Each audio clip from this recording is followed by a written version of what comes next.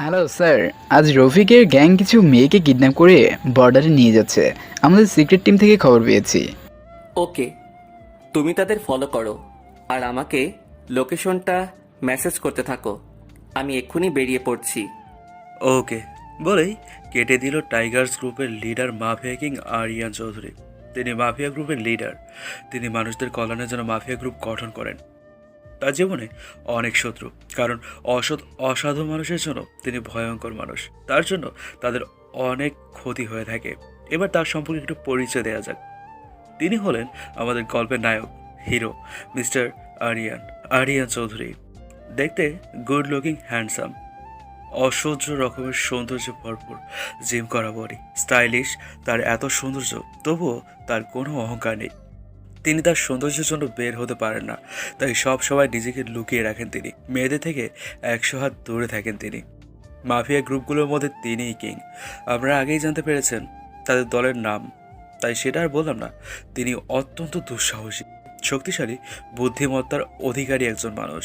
উনি যাতে হার না মেনে লড়াই করতে পারেন, তিনি সেই হিসেবে নিজেকে তৈরি করেছেন। অল্প বয়সেই তিনি নিজেকে কিং হিসেবে তৈরি করে ফেলেছেন। তার মধ্যে বাজে কোনো নেশা নেই। তিনি অনাথ। তার দেশে বাইরে নামডাক অনেক। এবার গল্পে আসা যাক, বাকিটুকু আস্তে আস্তে জানতে পারবেন। আরিয়ানকে যিনি খবর দিলেন তিনি হলেন আরিয়ানের খুবই বিশ্বস্ত একজন মানুষ। তার নাম জনি। তার জীবন যাবে, তবুও তিনি আরিয়ানের ক্ষতি হতে দিবেন না। আরিয়ান জনির খবর শুনেই তার 2 বিশ্বস্ত বডিগার্ড সহ তার দলবল নিয়ে ছুটলেন সেই লোকেশন অনুযায়ী। ওই শালা, তোকে কতবার বলবো তুই আর আমার পিছে ঘুরবি না? তবু তুই আবার আমাকে গোলাপ নিয়ে প্রপোজ করতে আসছিস। আজ তোর সব চুল ছিঁড়ে ফেলবো, তোকে কেচোর ভর্তা খাইয়ে তোর ভালোবাসার ভূত ছুটাই দিব। আসছে আমাকে প্রপোজ করতে, অ্যানাকন্ডা কনেকার। স্যার এবার বুইনা মার, আমাকে কি তুই টাকলু করেই ছাড়বি নাকি? হ্যাঁ হ্যাঁ, সেটাই করব। তোকে কতবার বলেছি আমার এসব ভালো লাগে না, তবুও তুই আমাকে প্রপোজ করলি কেন? এবার ভুল হয়ে গেছে মা, এবার ছেড়ে দে মা, পালিয়ে বাঁচি।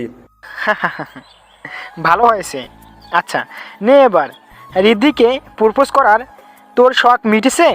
তোকে আমরা সবাই কতবার বলি ও এসব পছন্দ করে না, তবুও তুই যাস বারবার ওর হাতে অপমান হতে। ওই রাক্ষসী ডাইনিগুলা, তোরা আমাকে না বাঁচিয়ে এমন করলি। ঠিক আছে, তোরা কেমন দেখে নিলাম। এরা তো মেয়ে, কিন্তু মানিক, নিয়ন, আকাশ, তোরা আমাকে বাঁচালি না। ঠিক আছে। তোকে বাঁচাতে গিয়ে কি আমরা মারি খাবো ওর হাতে? সরি দোস্ত, আমরা পারবো না। ওই তোরা সব চুপ কর, আর এই বজ্জারটাকে নিয়ে যায় এখান থেকে। তারপর সবাই মিলে ঋদ্ধির বন্ধুরা রিহানকে নিয়ে পালালো, কারণ তারা সবাই জানে ঋদ্ধি খুব ইনোসেন্ট হতে শান্তশিষ্ট হলেও খুব বেশি রেগে গেলে কন্ট্রোল হারিয়ে ফেলে। আমাদের গল্পের নায়িকা রেনা রহমান ঋদ্ধি, বাবা মার বড় মেয়ে। আর ঋদ্ধির আরেকটা ছোট বোন আছে, 10ম শ্রেণীতে পড়ে। আর ঋদ্ধি অনার্স 2য় বর্ষে পড়ালেখা করছে। বাবা ব্যবসায়ী, মা গৃহিণী। ঋদ্ধি চায় তার বাবা মায়ের পছন্দের ছেলেকে বিয়ে করতে। কোনো সম্পর্কে জড়িয়ে বাবা মার বিশ্বাস নষ্ট হোক চায় না সে, তাই সে এসব কিছু এড়িয়ে চলে। ঋদ্ধি সেখানে রাগ করে কলেজ থেকে বেরিয়ে চলে আসে ক্লাস না করেই। এমন অনেকেই প্রপোজ করে তাকে, কিন্তু বন্ধুকে তার বারবার ফিরিয়ে দিতে, অপমান করতে খারাপ লাগে। তবুও সে অ্যাকসেপ্ট করবে না। রাগুক খারাপ, তাতে কি? হাঁটতে হাঁটতে সে একটা শুনশান ছোট রাস্তায় এসে পড়ে। রাস্তাটা খুবই নীরব, মানুষজন না থাকায় সে ভয় পেয়ে যায়। সে কখনো একাকী বের হয় না, একা থাকতে খুবই ভয় পায় সে। ঋদ্ধি এরকম পরিবেশ দেখে খুব ভয় পেয়ে অনেক দ্রুত হাঁটতে শুরু করে। কিছুদূর গিয়ে গোলাগুলি আওয়াজ পেয়ে আরো ভয় পেয়ে যায়। তবুও আস্তে আস্তে সামনে এগিয়ে দেখে অনেকগুলো গাড়ি দাঁড় করানো, আর সামনে কিছু গুঁড়ো টাইপ মানুষ দাঁড়িয়ে আছে, আর একজন উল্টোমুখী হয়ে আছে। পরনে কালো হুডি, কালো প্যান্ট পরা, কালো জুতো, হাতে কালো গ্লাভস পরে আছে। তারপর একটা বন্দুক নিয়ে সামনের সেই সব লোকগুলোকে নিমিষেই গুলি করে দিল। আর তা দেখেই ঋদ্ধি নিজেকে ঠিক রাখতে পারেনি, এক চিৎকার দিয়ে অজ্ঞান হয়ে পড়ে। আরিয়ান তার দলবল নিয়ে মেয়েগুলোকে উদ্ধার করে তাদের পাঠিয়ে দেয় তাদের লোকদের সাথে। আর ওই নারী পাচারের লোকগুলোকে ঘেরাও করে বন্দুক ঠেকিয়ে মেরে ফেলে। এটাই ওদের শাস্তি। তাদের মারার পরে হঠাৎ এক মেয়ে চিৎকার ভেসে আসে তার গানে। পেছনে ঘুরে কাউকে দেখতে পায় না সে, তাই আর একটু সামনে গিয়ে দেখে এক মেয়ে সেন্সলেস হয়ে পড়ে আছে। তাড়াতাড়ি করে মেয়েটির কাছে গিয়ে মেয়েটিকে দেখে থমকে গেল। এ আমি কি দেখলাম? চোখ যেন সরানো দেয়।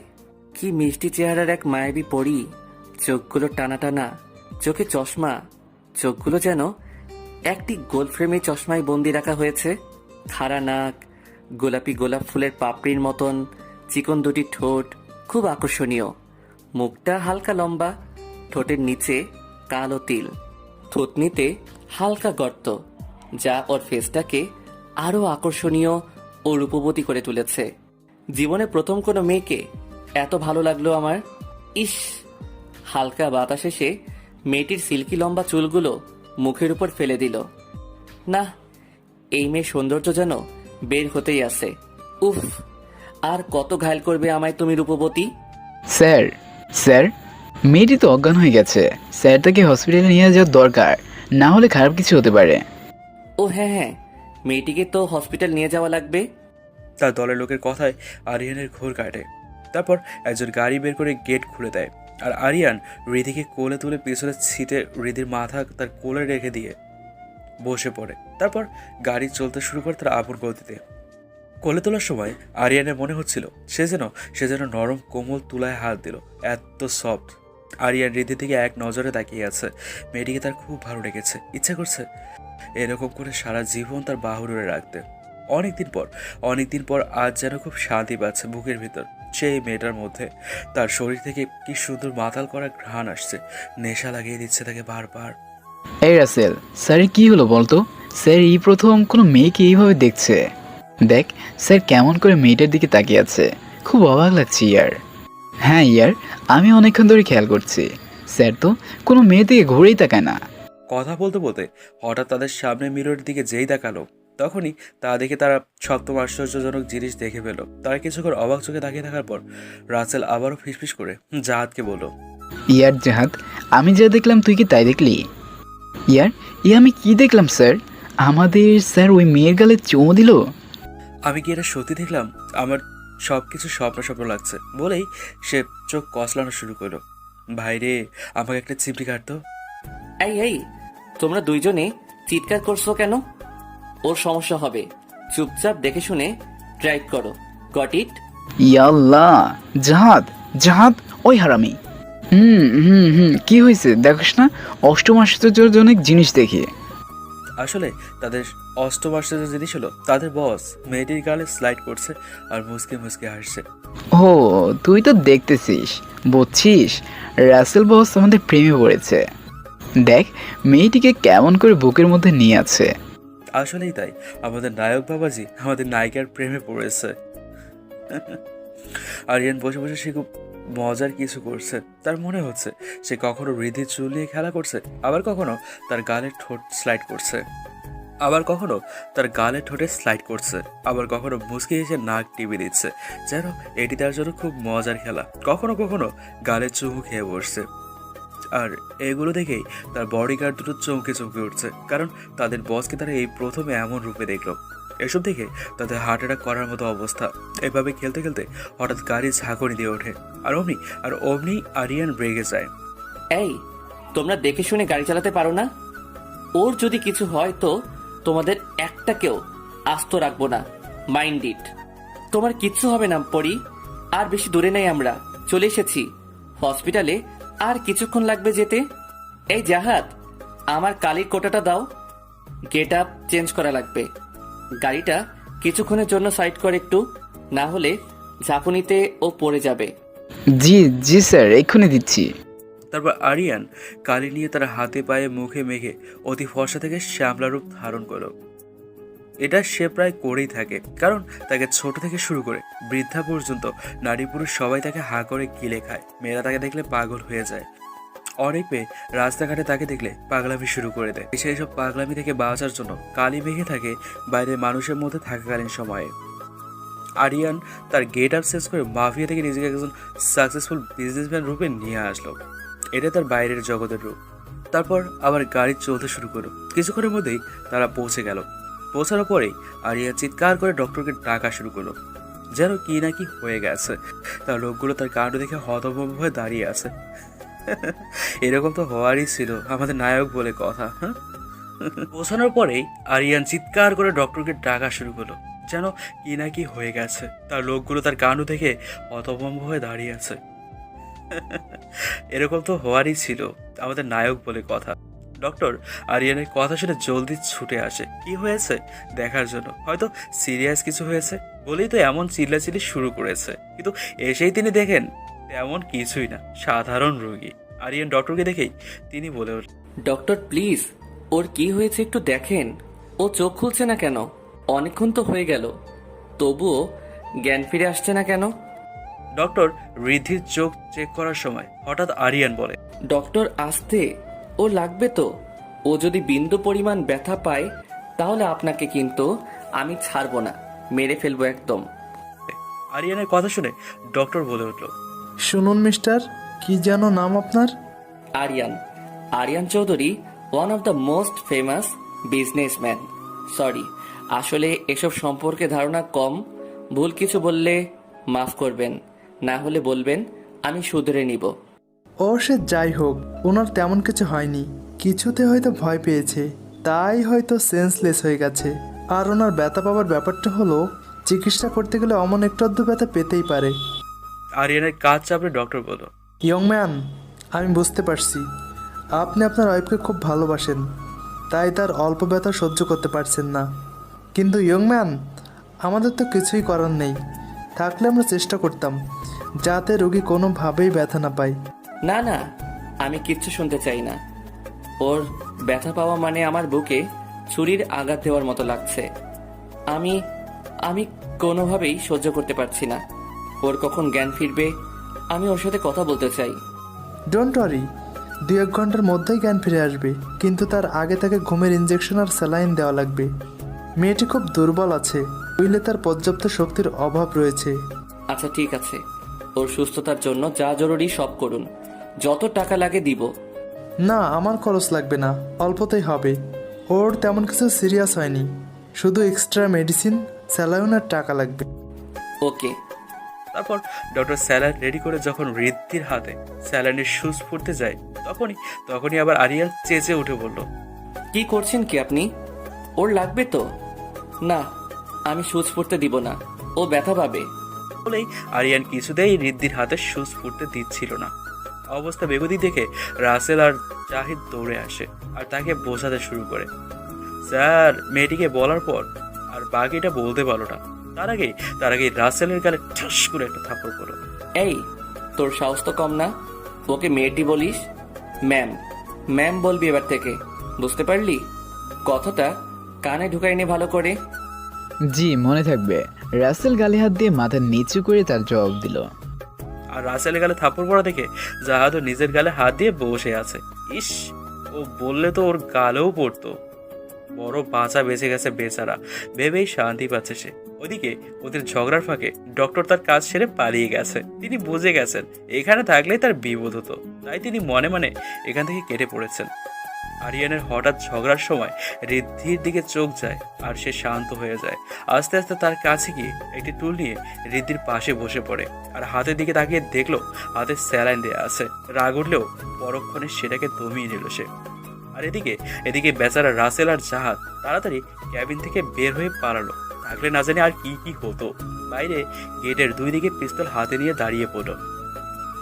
আরিয়ান রিদ্ধির দিকে কিছুক্ষণ মায়া ভরার মুগ্ধ চোখে তাকিয়ে থাকলো, যেন তার দীর্ঘকালের চক্ষু তৃষ্ণা মেটাচ্ছে। তারপর তার হাত নিয়ে অজস্র চুমুতে ভরিয়ে দিতে লাগলো আর তার সারা মুখেও চুমুতে ভরিয়ে দিল, যেন এটাই তার প্রধান কাজ। চুমু দিয়ে সে শান্ত হয়ে রিদির গলায় মুখ গুজে খুব সাবধানে শুয়ে রইল। রিদি তার হঠাৎ পাওয়া ভালোবাসা, তার মনে হচ্ছে এই মেয়েটি ছাড়া সে অচল, ওকে ছাড়া সে বাঁচতে পারবে না। মনে হয় যেন ওর চোখের আড়াল হলে ও পাগল হয়ে যাবে, ওর কষ্টগুলো যেন ওর বুকের সূচের মতো বিধে। আচ্ছা, ও যদি জ্ঞান ফিরে ওকে ছেড়ে চলে যেতে চাই তখন কি হবে? না না, ওকে আমি কোনো মতেই যেতে দিব না। বুকের মধ্যে লুকিয়ে রাখবো ওকে, কাউকে দিব না, কাউকে না। যে নিতে আসবে তাকেই খুন করব। মিসেস রিশা রায়হান আর রিদ্ধির ছোট বোন রিধি দুজন মিলেই কান্নাকাটি শুরু করে দিয়েছে, কারণ সন্ধ্যা হয়ে গেছে। তবুও তাদের বাড়ির বড় মেয়ে বোন ঋদ্ধি এখনো বাড়ি ফিরে আসেনি। এরকম তো কখনোই হয় না। কোনো বিপদ হলো না তো তার মেয়েটার? এই ভেবে ভেবে ঋদ্ধির মা মিসেস রিশা রায়হান অস্থির হয়ে যাচ্ছে। ঋদ্ধির বেস্ট ফ্রেন্ড মিমিকে দিয়ে জানতে চাইলে বলে সে আজ কলেজে যায়নি, জানে না কিছু। আর ঋদ্ধির আরেক ফ্রেন্ড তিশাকে কল দিলে সে বলে ঋদ্ধি একটা ক্লাস করেই নাকি বের হয়ে গেছে বাসার উদ্দেশ্যে। এসব শুনে মা মেয়ে মিলে আরও পাগল অবস্থা শুরু করেছে। মেয়েটা যে তাদের কলিজার টুকরো। ওদিকে ঋদ্ধির বাবা মিস্টার দিশান রায়হান বড় মেয়ের খবর শুনে তাড়াহুড়ো করে অফিস থেকে দ্রুত তার সাদা ধবধবে গাড়ি হাঁকিয়ে ছুটে আসতে লাগলো। বাসায় এসে তার ওয়াইফ ও ছোট মেয়ের অবস্থা দেখে তিনি চিন্তায় পড়ে যান কি করবেন উনি। তারপর কিছু একটা ভেবে ভাইয়ের ছেলে সায়ানকে কল দিয়ে ডেকে তাকে সাথে নিয়ে বেরিয়ে পড়লো ঋদ্ধিকে খোঁজার উদ্দেশ্যে। আর ঋদ্ধির মা বোনকে সামাল দেয় তার চাচি আর তার অষ্টম শ্রেণী পড়ুয়া চাচাতো বোন সায়না রায়হান। বেশ কয়েক ঘন্টা পর ঋদ্ধির জ্ঞান ফিরে আসে। তারপর সে চোখ টিপ টিপ করে চারদিকে তাকানোর চেষ্টা করে, কিন্তু সে ব্যর্থ হয়। কারণ তাকাতে গেলেই ঋদ্ধি অন্ধকার ছাড়া আর কিচ্ছু দেখতে পায় না। আর শরীরও তো কেমন জানি ভারী কিছু অনুভব করছে। ঋদ্ধি ভাবছে, আচ্ছা, আমি কি মরে গেলাম নাকি? আল্লাহ আমাকে মনে হয় আমার মৃত্যুর পর পাপ হিসেবে জাহান্নাম দিয়েছে, সাথে আমাকে অন্ধও বানায় দিছে। হায় আল্লাহ, এ কি হইল আমার? আমি কি আমার নাতি নাতনিদের বিয়ে দেখতে পাবো না? তার আগেই আমার উগান্ডা অচিনপুরের জামাইডারে বিধবা বানায় দিল। খোদা! হঠাৎ কারো কান্নার আওয়াজে আরিয়ানের ঘুম ভেঙে গেল। সে বুঝতে পারছে না কে কান্না করছে। এতক্ষণ কি সুন্দর শান্তির ঘুম দিচ্ছিল তার পরিটাকে জড়িয়ে। উফ, এখন তার মেজাজটা খুব খারাপ হচ্ছে। এখন সামনে পেলে তাকে খুন করতো তার শান্তির ঘুম ভাঙানোর অপরাধে। এবার আরিয়ান অনুভব করলো কান্নার আওয়াজ তার কানের খুব কাছ থেকে আসছে, আর কিছু ভেজা ভেজা অনুভব করছে। আরে, ঋদ্ধি নড়াচড়া করছে। তার মানে তার পাখিটার জ্ঞান ফিরেছে। তাই তাড়াহুড়ো করে আরিয়ান ঋদ্ধির উপর থেকে উঠে পড়ে। ঋদ্ধিকে একটার পর একটা জিজ্ঞেস করতে লাগলো, জান পাখি আমার, এখন তোমার কেমন লাগছে? শরীরে কোথাও কি ব্যথা লাগছে? ব্যথা লাগলে বলো, ওই ডক্টরের খবর আছে। আমার জান পাখিকে ব্যথা দেয়, সাহস কত ওর! ওর চাকরি ফিনিশ করে দিব। বেবি সোনা আমার কান্না করে না। ঋদ্ধি আরিয়ানের এসব কথা শুনে অবাকের চূড়ান্ত পর্যায়ে পৌঁছে গেছে। আর মনে মনে ভাবছে, লোকটা কি পাগল হয়ে গেল? একটা অজানা মানুষ আমাকে এগুলো কি বলছে? এসব ভাবতে ভাবতেই ঋদ্ধি কাঁদতেই ভুলে গেছে। শুধু বড় বড় চোখ করে আরিয়ানের দিকে তাকিয়ে আছে সে। বেচারা আরিয়ান মনে করেছে তার আদুরি কথায় কাজ দিয়েছে, তাই সে বাচ্চাদের মতো খুশি হয়ে ঋদ্ধিকে বলতে লাগলো, এই তো আমার সোনা পাখিটা চুপ হয়ে গেছে। বেচারা আরিয়ান ভাবতেই পারেনি তারপর কি হতে চলেছে। তারপর আর কি হবে, আমাদের নায়িকা ঋদ্ধি এরকম পরিস্থিতি দেখে ঘাবড়ে গিয়ে আরো জোরে সোরে কান্না শুরু করেছে। আর প্রলাপ বকেই যাচ্ছে, আম্মুর কাছে যাব, আপুর কাছে যাব, ছোট বোনের কাছে যাব, আব্বুর কাছে যাব। আর আরিয়ান এই কথা শুনে তার মেজাজ গরম। তার পরিটা তার থেকে যেতে চাইছে। না, এ হতে পারে না। আমি ওকে ছাড়া এক মুহূর্ত থাকতে পারবো না। মিস্টার দিশান রায়হান সব জায়গায় খুঁজেও যখন পেলেন না, তখন তিনি গাড়িতে হেলান দিয়ে মুখে হাত দিয়ে কান্না করতে লাগলেন। তার বড়ই আদরের লক্ষ্মী মেয়ে, বড় মেয়ে হিসেবে ঋদ্ধি খুব আদরের সবার। ওনার বিশ্বাস ঋদ্ধি তার বিশ্বাস হারাবে না কোনো উল্টাপাল্টা কিচ্ছু করে। তাহলে নিশ্চিত কোনো বিপদে পড়েছে। এখন তার ভয় হচ্ছে খারাপ কিছু হয়নি তো আবার। সায়ান তার চাচুকে ভেঙে পড়তে দেখে নিজেও কি করবে বুঝতে পারছে না। কারণ ঋদ্ধি ওর 1 বছরের বড় হলো, তাদের মধ্যে খুব ভালো বন্ধুত্ব, খুব ভালো। ওর নিজেরই খুব কষ্ট হচ্ছে, খুব নিজেকেই সামলাতে পারছে না। কিন্তু এখন ওর চাচুকে না সামলালে খুব খারাপ হয়ে যাবে। তাই ও এবার চাচুকে সান্ত্বনা দিতে গিয়ে এগিয়ে গেল। চাচু প্লিজ শান্ত হও, আমরা ইনশাল্লাহ ঋতুকে খুঁজে পাবো। ঋতু আমাদের আদরের, ওর কিচ্ছু হবে না। আছে, আমরা ওকে খুঁজে বের করবই। সায়ান এতক্ষণ ধরে বকেই যাচ্ছে, কিন্তু তার চাচুর কোনো সারা শব্দ পাচ্ছে না দেখে সায়ান একটু ভয় পেয়ে গেল। তাই তাড়াহুড়ো করে তার চাচুকে ধাক্কা দিয়ে তার চাচু হেলে পড়ে গেল। সায়ান চাচুকে এরকম ভাবে দেখে হতভম্ব হয়ে যায়। 2-3 কিলোমিটার ওরকম ভাবেই চুপচাপ বসে থাকে। তারপর হঠাৎ পাশ থেকে গাড়ির আওয়াজে তার হুঁশ ফিরে আসে। তারপর তাড়াহুড়ো করে পালস চেক করে দেখে ঠিক আছে। তখন শান্তির নিঃশ্বাস ফেলে। সায়ান তার চাচুকে ধরে ড্রাইভিং সিট থেকে প্যাসেঞ্জার সিটে আনে আর নিজে গাড়ি ড্রাইভ করে হসপিটালে নিয়ে যায়। বাড়িতে সবাই এমনিতে টেনশনে আছে, তাই আর বাড়িতে কিচ্ছু জানালো না। চাচুর কথা শুনতে পেলে আরও টেন্স হয়ে যাবে। শুধু তার আব্বুকে চুপি চুপি বলে রাখলো সে। তার আব্বু যেন সুযোগ বুঝে একবার হসপিটালে দেখতে আসে, হসপিটালের ঠিকানা দিয়ে রাখে সেজন্য। সায়ান হসপিটালে নিয়ে এসে ডাক্তারকে দেখালে বলে অতিরিক্ত টেনশনের ফলে মাথায় চাপ পড়ায় অজ্ঞান হয়ে গেছে, তেমন কিচ্ছু হয়নি। ভাগ্য ভালো শুধু জ্ঞান হারিয়েছে, হার্ট অ্যাটাকের সম্ভাবনা ছিল, তবুও ভাগ্যই সহায়, সেজন্যই বেঁচে গেছে। মজার ব্যাপার হলো ঋদ্ধি যে হাসপাতালে আছে সেখানে তার আব্বুকে নিয়ে যাওয়া হয়। আসেন দেখি সামনে এবার কি কি ম্যাজিক অপেক্ষা করছে। ঋদ্ধির আব্বুকে ইঞ্জেকশন দেওয়া হয় যাতে তাড়াতাড়ি জ্ঞান ফিরে আসে, আর কিছু মেডিসিন লিখে দেয়। সেগুলো আনার জন্যই সায়ান ক্যাবিন থেকে বাইরে বের হয়। তারা 3 তলার একটা ক্যাবিনে আছে, আর ঋদ্ধিরা 2 তলার ক্যাবিনে সিঁড়ির পাশে একটা রুম পর। ওদিকে ঋদ্ধি কেঁদেই যাচ্ছে বাড়ি যাবে বলে। আরিয়ান কোনোভাবেই থামাতে পারছে না। পারবে কেমন করে, আমাদের ঋদ্ধি তো এমনিতেই বাড়ির আদুরে বুড়ি, তাই একটু ছিসকাদনে টাইপ মেয়ে, একটুতেই কেঁদে কেটে একাকার হয়ে যায়। তারপরে আবার অপরিচিত মানুষ খুব ভয় পায়। ছোট থেকেই ও পরিচিত ছাড়া অপরিচিতের সাথে মেশেনি কখনো। মা বাবা, আশপাশ, কাজিন আর বন্ধু বান্ধব এসব নিয়েই ওর দুনিয়া। তাই তো ঋদ্ধি ভয় পেয়ে গেছে এভাবে একজন অপরিচিত মানুষের সাথে থাকতে। আবার কখন থেকে কি না কথা বলেই যাচ্ছে সেটা তো আছেই, কিন্তু যেভাবে জড়াই ধরে আছে, যে ভয়ে ওর জান যায় অবস্থা, ভয় পেয়ে জোরে জোরে কান্না করেই যাচ্ছে। ওর ওই একটাই কথা, বাড়ি যাব, আম্মু যাব, আব্বু যাব, বাচ্চাদের মতো কাঁদতেই আছে। আর ইয়ান তো ভেবেই পায় না এত বড় মেয়ে এভাবে বাচ্চাদের মতো কান্না করে কেমনে, তাও আবার কেমন করে বায়না করে আব্বু আম্মু বাড়ি যাব বলে। ছোট বাচ্চা বোধহয় এমন করে না। আরিয়ানা সহ্য করতে পারছে না। এত ধৈর্য আজ প্রথম ধরলো শুধুই ঋদ্ধির জন্য। না হলে এতক্ষণে বন্দুকের সব গুলো মাথার খুঁড়িতে ঢুকিয়ে দিত। এবার আর থামতে না পেরে দিল এক ধমক খেয়ে চিল্লিয়ে বলে উঠলো, চুপ চুপ, এবার আর একটু কাঁদবে না। এবার বাড়ি যাওয়ার কথা বললে মুখে টেপ দিয়ে হাত পা বেঁধে রাখবো একদম, পাজি মেয়ে। ঋদ্ধি কিছুক্ষণ চোখের টলটলে পানি নিয়ে চুপ থেকে আবার পুরো দমে আবার আরিয়ানের কাছে গিয়ে চিল্লিয়ে কান্না শুরু করলো। বেচারা আরিয়ান মাথায় হাত দিয়ে বসে পড়ে, আর কিছুক্ষণ পর মাথায় চাপড় মারে, আর মনে মনে বলে, এই কোন মেয়েকে মনে লাগলো আমার? দুনিয়াতে কি আর কোনো মেয়ে ছিল না? এর চোখে এত পানি আসে কোথা থেকে? চোখে কি পানির টাঙ্কি আছে? পরে এক সময় চেক করে দেখা লাগবে। আর এদিকে ঋদ্ধির কান্নার জন্য আরিয়ানের 2 বডিগার্ডেরও মাথা নষ্টের জোগাড় হবার উপক্রম, কিন্তু তাদের কিচ্ছু করার নেই চুপ করে থাকা ছাড়া। এখন তাদের নিজেদেরই কান্না করতে ইচ্ছে করছে এরকম পরিস্থিতিতে। ভাবছে না জানি ওদের বস কেমন করে সহ্য করছে, সেটাই ভেবে পাচ্ছে না তারা। ঋদ্ধি যখন কান্না করছিল তখন ওখান দিয়ে সায়ান যাচ্ছিল, তখনই ঋদ্ধির কান্নার আওয়াজ শুনতে পায় আর থেমে যায়। পা যেন চলতেই চায় না। এটা কি ও সত্যি শুনতে পাচ্ছে নাকি ওর ভ্রম এসব? ঋদ্ধির কান্নার আওয়াজ শুনেই মনে হয়েছে এটাই ঋদ্ধি, কারণ ঋদ্ধির কান্না ওদের বাড়িতে ফেমাস। ছোটখাটো কিছুতেই কান্না করা ওর স্বভাব।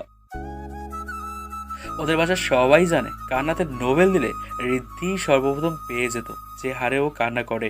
কি মেরে ভাবা যায় এগুলা?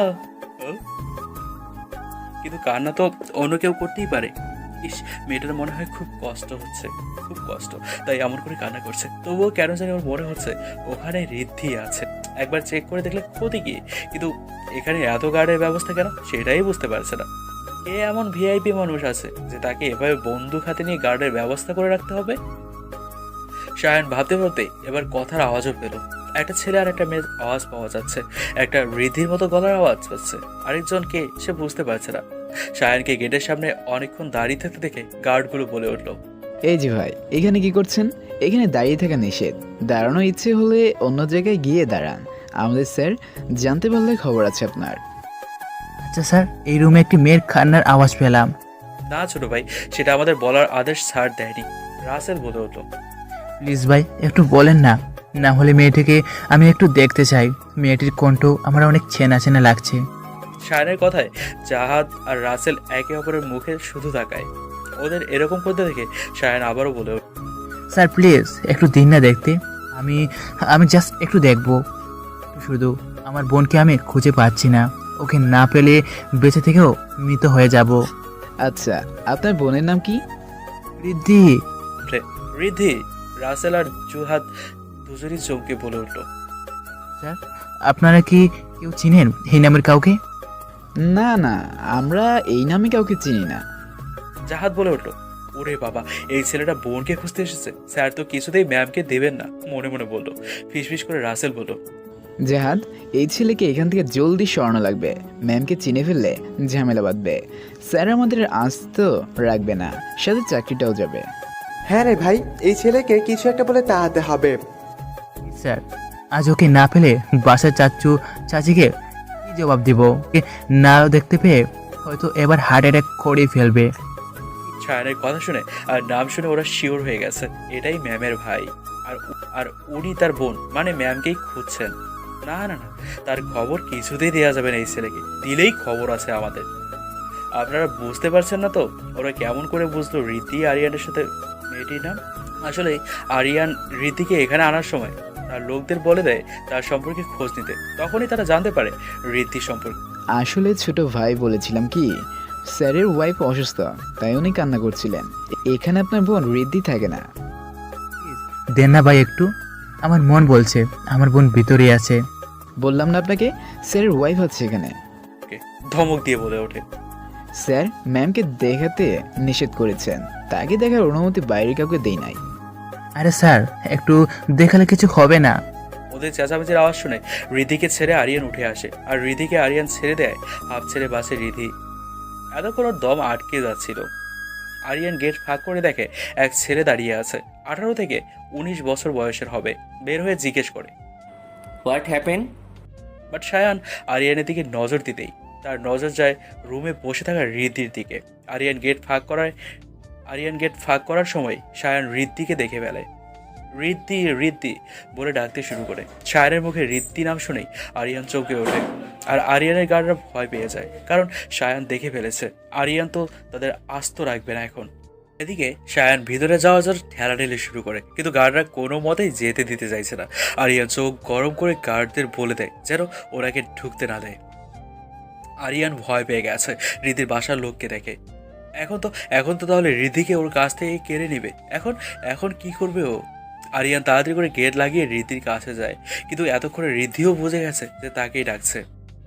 রিধি সায়ানের গলার আওয়াজ পেয়ে সায়ান সায়ান বলে চিল্লাতে শুরু করে, আর হাতের ক্যানোলা খুলে ফেলে। জোরে টান দেয়, হাত থেকে রক্ত পড়তে শুরু করে। তবুও তার সেদিকে খেয়ালই নেই। ওর এখন একটাই মনে আছে, ওকে সায়ানের কাছে যাওয়া লাগবে। কিন্তু সায়ানের কাছে ছুটতে যাওয়ার আগে আরিয়ান রিধিকে ধরে নেয়। রিধি বারবার বলতে শুরু করে, ছাড়ুন আমায়, ছাড়ুন প্লিজ, ছেড়ে দিন আমায়। আমি শায়নের কাছে যাব। শায়ন আমাকে এখান থেকে নিয়ে যা প্লিজ, আমি বাড়ি যাব। সায়ান সায়ান বলে চিৎকার করে কাঁদতে থাকে। সায়ানও রিদু রিদু বলে ডাকে। ওকেও গার্ডগুলো শক্ত করে ধরে আছে। আরিয়ান রিধিকে শক্ত করে ধরে এনে ক্যাবিনের সিটে বসে পড়ে, আর রিধিকে কোলে নিয়ে বসে থাকে। হাতে রক্ত মুছে মেডিসিন দিয়ে ব্যান্ডেজ করে দেয়। আরিয়ান খুব ভয় পেয়ে আছে, ও রিধিকে কিছুতেই যেতে দেবে না। রিধিকে কোলের ওপর নিয়েই আরও শক্ত করে জড়িয়ে ধরে, যেন ছেড়ে দিলে হারিয়ে যাবে। আমি কিছুতেই তোমাকে যেতে দেবো না বারবার বলতে থাকে, আর রিধিকে চুমু দিতে থাকে। আর রিধির মাথা বুকে জড়িয়ে বসে আছে আরিয়ান। সায়ান ওদের সাথে না পেরে উঠে কিছুক্ষণ চুপ করে হঠাৎ করে ঠেলা দিয়ে রুমে ঢুকে যায়। রুমে ঢুকে দেখে একজন শ্যামলা লম্বা সুন্দর করে সেই লোকটা রিধিকে কোলে নিয়ে জড়িয়ে রিধির মাথা বুকে নিয়ে বসে আছে। আর রিধি কাঁদছে কাঁদতে হিসকি উঠে গেছে। সায়ান রিদ্ধি বলে ডাক দেয়, আর রিদ্ধি ধরপড়িয়ে উঠতে যায়, কিন্তু আরিয়ান উঠতে দেয় না। রিদ্ধিকে আরো বুকের মধ্যে ঢুকিয়ে দেয়। সায়ান দৌড়িয়ে রিদ্ধির কাছে যায়, কিন্তু রিদ্ধির কাছে যেতেই আরিয়ানের গার্ডরা তাকে আবারও ধরে ফেলে। তবুও সায়ান রিদ্ধিকে ধরতে যায়, আর রিদ্ধি বলে ডাকতে থাকে। আর রিদ্ধি অনেক কান্নাকাটি করে। সায়ানকে রিদ্ধিকে ধরতেই দেয় না। রিদ্ধিকে নিয়ে আরো কর্নারে ঘেসে যায়, যেন ছোট বাচ্চা তার পছন্দের জিনিস কেউ কেড়ে নেবে, তাই সে কোনায় গিয়ে লুকিয়ে থাকে। আরিয়ান রিধিকে কোলে নিয়ে কর্নারে গুটিসুটি মেরে বসে পড়ে। সায়ান এসব দেখে অবাকের পর অবাক হয়ে যাচ্ছে। আপনি আমার বোনকে ছাড়ছেন না কেন? আরিয়ানকে উদ্দেশ্য করে সায়ান বলে। এই কথা শুনে আরিয়ান চিৎকার করে বলে ওঠে, না না, আমি ওকে দিব না, কাউকে দিব না। তুমি চলে যাও, আমি ওকে দিব না। আমি ওকে ভালোবাসি, খুব ভালোবাসি। রিদ্ধি আপনাকে ভালোবাসে না, আপনার কাছে থাকতে চায় না। আপনি ওকে ছেড়ে দিন বলছি। এই কথা শুনে আরিয়ান চিৎকার করে বলে ওঠে, বলছি না আমি ওকে ছাড়বো না। আমার মরার আগ পর্যন্ত ওকে আমি ছাড়বো না, কখনোই না। ও আমার জান, আমি ওকে ছাড়বো না। আরিয়ানের আজীব ব্যবহারগুলো দেখে তার গার্ডগুলো রীতিমতো টাসকি খেতে আছে। তারাও ভেবে পায় না আরিয়ানের মতো শক্ত রাগী মানুষ এমনটা কেমন করে হতে পারে, কিভাবে, how is it possible man. এই আরিয়ানকে যেন তারা চিনতেই পারছে না। এদিকে ঋদ্ধির আব্বুর জ্ঞান ফিরে এসেছে, তাই বাড়ির কে আছে খুঁজতে খুঁজতে তাদের কাছে চলে আসে আর ঋদ্ধিকে দেখে দৌড়ে আসে ঋদ্ধির কাছে। হ্যালো। এদিকে ঋদ্ধির আব্বুরও জ্ঞান ফিরে এসেছে, তাই বাড়ির কে আছে খুঁজতে খুঁজতে ওদের কাছে চলে আসে আর ঋদ্ধিকে দেখে দৌড়ে আসে ঋদ্ধির কাছে। ঋদ্ধিমা, আমার তোকে কত খুঁজেছি কিন্তু কোথাও পাইনি। তুই হসপিটালে কি করছো আম্মু? আরিয়ান ঋদ্ধির ফ্যামিলিকে আসা দেখে কেটে দেওয়ার মতো অবস্থা। সবাই ওর জান নেওয়ার জন্য উঠে পড়ে লেগেছে। কিন্তু আমি কিছুতেই ছাড়বো না আমার জান পাখি মন পাখিকে। কাল বিয়ের কথা ছিল, কিন্তু আমি আজই বিয়ে করে নিজের নামে করে নিব ওকে সারা জীবনের জন্য। আর কখনো আমার থেকে ছাড়া পাবে না। আপনি চলে যান, আমি ওকে ছাড়বো না। আরিয়ান কাবা কাবা কণ্ঠে বলে উঠল, তারপর আবার কঠিন হয়ে বলল, আমি ওকে কোনো দিন ছাড়বো না। ও আজ থেকে আমার, শুধুই আমার, আর কারো না, আর কারোই না। বুঝতে পেরেছেন? নাও গেট আউট। আরিয়ানের কথা শুনে ঋদ্ধির আব্বু কিছুক্ষণ চুপ থেকে বোঝার চেষ্টা করে আসলে হয়েছেটা কি, কিন্তু কিছুই বুঝতে পারছে না। আর ছেলেটা এবার ঋদ্ধিকে কেন এভাবে গুটিসুটি মেরে কোলে নিয়ে বসে আছে, আর কেন এবার ঋদ্ধিকে দিতে চাইছে না। বাবা, তুমি কি বলতে চাইছো? আমি কিছুই বুঝতে পারছি না। তুমি আমার মেয়েকে দিতে চাইছো না কেন? ও কি কোনো দোষ করেছে? কোনো দোষ করে থাকলে ক্ষমা করে দাও, আর কোনোদিন কোনো কিছু করবে না, আমি কথা দিচ্ছি। এবার তুমি ওকে আমাকে দিয়ে দাও। ওকে না নিয়ে গেলে ওর আম্মু আরো অসুস্থ হয়ে যাবে। না না, আমি ওকে দিব না, কখনো না, কখনো না। আমি ওকে আজই বিয়ে করে নিজের সাথে নিয়ে যাব। কোনো দিনও দিব না ওকে। ও শুধু আমার। আরিয়ানের পাগলামো দেখে উপস্থিত সকলেই অবাক হয়ে আছে, চেয়ে আছে তার দিকে। আর আরিয়ান ঋদ্ধিকে শত্রুদের থেকে প্রোটেকশনের ভঙ্গিতে ওকে আড়াল করে আঁকড়ে ধরে আছে। ঋদ্ধি তো এসব কিছুই জানতে পারল না, কারণ সে কাঁদতে কাঁদতে আরিয়ানের বুকে ঘুমিয়ে পড়েছে। ঘুমের ইনজেকশনের রিয়াকশন এখনও আছে, তাই সে গভীর ঘুমে। তাকে নিয়ে কত কি হয়ে গেল তা থেকে সে একদম বেখবর। সায়ান তার চাচুর উদ্দেশ্যে বলল, চাচ্চু, আমি অনেকক্ষণ থেকে চেষ্টা করছি ঋদ্ধিকে নিতে, কিন্তু উনি দিতে চাইছেন না। চাচ্চু, আমাদের উচিত এখন পুলিশকে খবর দেওয়া। তাছাড়া উনি কিছুতেই দিবেন না আমাদের ঋদ্ধিকে। দিবে না মানে? উনি পেয়েছেনটা কি? আমার মেয়ে আর আমাকেই দিবে না? আশ্চর্য কথা। হুঙ্কার ছেড়ে বলে উঠল। আরিয়ান ঋদ্ধিকে নিয়ে যাওয়ার কথা শুনে চোখ লাল করে ভয়ঙ্কর ভাবে চিৎকার করে বলে উঠল, আর্মি পুলিশ যা পারে নিয়ে আসেন, কিন্তু আমি ওকে ছাড়ছি না। ও শুধু আমার, মানে আমার। এখনো কারো মেয়ে হোক আর যাই হোক, সবকিছু বাদ। ও শুধু এখন থেকে ওর পরিচয় আরিয়ান চৌধুরীর ভালোবাসা। আরিয়ান চৌধুরীর ও বউ হবে। রাসেল যা কাজে নিয়ে আন, আমি ওকে আজই বিয়ে করব। রাসেল আর জাহাদ বুঝে পায় না লোকটা হঠাৎ এত পাগল হয়ে গেল কেন এই মেয়ের জন্য। বাপরে, কি ভালোবাসা! ও মা গো, টুডু লাভ! এমন ভালোবাসা কখনো দেখি না। একদিনের ভিতর স্যার কি হয়ে গেল, এই স্যারকে এখন চিনতেই পারছি না। ঋদ্ধির আব্বু এসব শুনে হতভম্ব হয়ে গেছে, তার মাথা কাজ করছে না। জীবনে কখনো এরকম পরিস্থিতিতে পড়েনি তিনি। এদিকে সায়ান খুব দ্রুত বাড়ির সবাইকে খবর দিয়ে দিল। ঋদ্ধির আম্মু খবর শুনে এখনই আসার জন্য চিল্লাচিল্লি শুরু করেছে, কিন্তু সায়ানের আব্বু নিয়ে যেতে চাইছিল না। তবুও বাধ্য হয়ে সবাইকে নিয়ে আসলো আর পুলিশকেও খবর দিয়ে দিল। আরিয়ান জানে যে পুলিশকে খবর দিয়ে লাভ নেই, তাই সেদিক থেকে সে নিশ্চিন্ত। আব্বু আরিয়ানের কাছে গিয়ে ঋদ্ধিকে ছাড়িয়ে নেওয়ার চেষ্টা করছে, আর আরিয়ান বারবার ধমক দিয়ে বলছে, ডোন্ট টাচ হার, খবরদার ওকে ছুবেন না, খুব খারাপ হয়ে যাবে কিন্তু। রাগে কাঁদতে কাঁদতে তুতলিয়ে ছোট বাচ্চার মতো বলছে, আমি ওকে দিব না। ওকে দিলে আমি বাঁচতে পারবো না। আমি ওকে ছাড়া থাকতে পারবো না। বেচারি ঋদ্ধির ঘুমের ঘুরে এত চিল্লাচিল্লির মধ্যে ঘুম তো ভেঙেছে, কিন্তু চোখ খুলতে পারছে না অনেক চেষ্টা করেও। ওর আব্বু সায়ান অনেকের গলার আওয়াজ পাচ্ছে। ও হসপিটাল লোকেরা এসে বলছে, আপনারা প্লিজ চিৎকার চেঁচামেচি করবেন না, এটা হসপিটাল, রোগীর ক্ষতি হবে, এসব বাইরে গিয়ে করুন। কিন্তু এসব বলতে বলতেই আরিয়ানের লোকেরা চোখ রাঙানিতেই তারা চুপসে গেল, কারণ আরিয়ানের এখানে অনেক টাকা দিয়ে রেখেছে। জাহাদ আর রাসেল ঋদ্ধির আব্বু আর ভাইকে সরাতে যাচ্ছে, কিন্তু পারছে না। এজন্য তাদের আরো লোক আনতে বলল। প্রায় 2 ঘন্টা পর ঠিক 12:14 বাজে আরিয়ান আর ঋদ্ধির বিয়ের সম্পূর্ণ হলো। পারিবারিকভাবেই সবাই মেনে নিল বলতে মানতে বাধ্য হলো আরিয়ানের জোরাজুরির কাছে। ঋদ্ধি কান্না করছে আর ভাবছে